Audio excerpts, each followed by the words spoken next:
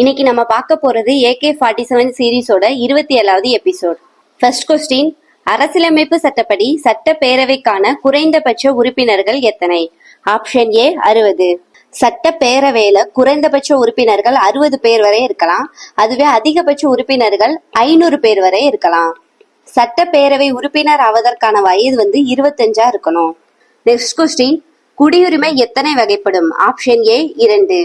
2 வகையான குடியுரிமைகள் இருக்குது. First one இயற்கை குடியுரிமை, செகண்ட் ஒன் இயல்பு குடியுரிமை. குடியுரிமை எத்தனை வழிகளை இழக்கலாம்னு பார்த்தோம்னா 3 வழிகளை இழக்கலாம்.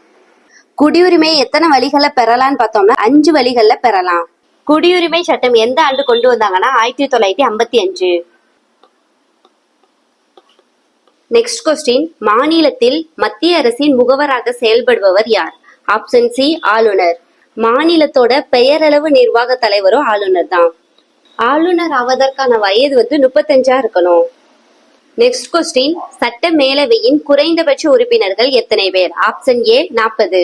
சட்ட மேலவையில அதிகபட்ச உறுப்பினர்கள் எவ்வளவு பேர் இருக்குன்னா அந்த மாநிலத்தோட சட்டமன்ற உறுப்பினர்கள்ல 1/3 பங்கு இருக்கணும்.